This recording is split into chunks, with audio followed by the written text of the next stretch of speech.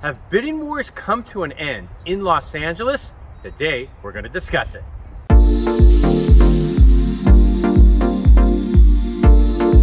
Scott Himelstein with the Scott Himelstein Group. Welcome back to our vlog. So today, we're going to be talking about have bidding wars in Los Angeles come to an end officially.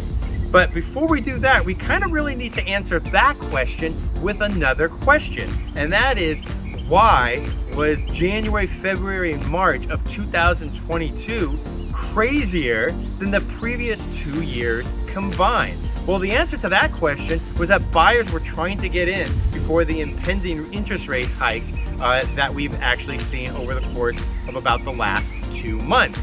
So at the beginning of the year, you were looking at interest rates at 3.25% here in January.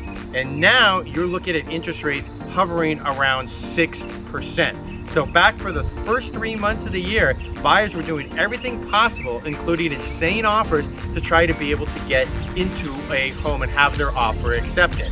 And we saw that play out because we were literally seeing for about a month there in February and March, over 100 groups of people a day, not for a weekend, a day at open houses. And that number has dramatically come down due to the fact that the interest rates are now at 6% and the buyer's affordability is significantly less. So now a buyer maybe on $1 million property like we've talked about before with 20% down at the beginning of the year had a $4,700 a month payment. But now they're looking with that same down payment and sales price, you're looking at $1,300 more a month.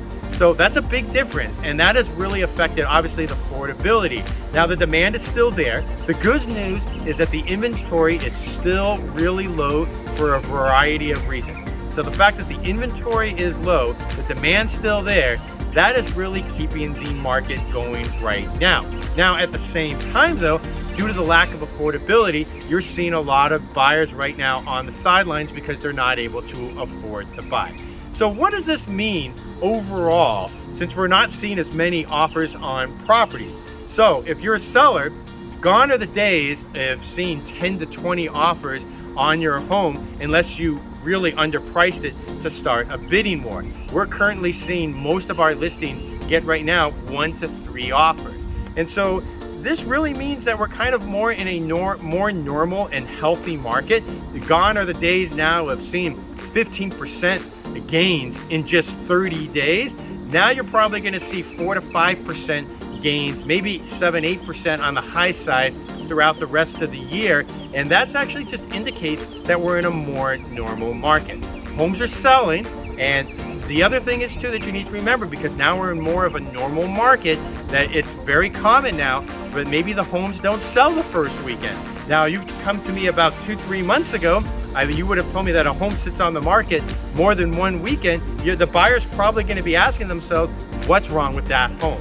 But now that the buyers there's not as many buyers out there, what you're seeing, it's very common for homes to sit on the market for about a week or so. Now still, obviously the days on market is not a lot. It's up from what we were earlier this year, but the homes are still selling. So that is the good news. So again, at the end of the day, you're probably not seeing the amount of offers that you probably would at the beginning of the year, but at the same time, you're also seeing the home sell, and we're not seeing a market collapse just because the inventory is so incredibly low and the demand is still there. Any other real estate questions, always feel free to reach out. 818-396-3311. That's 818-396-3311. Thanks for watching our vlog.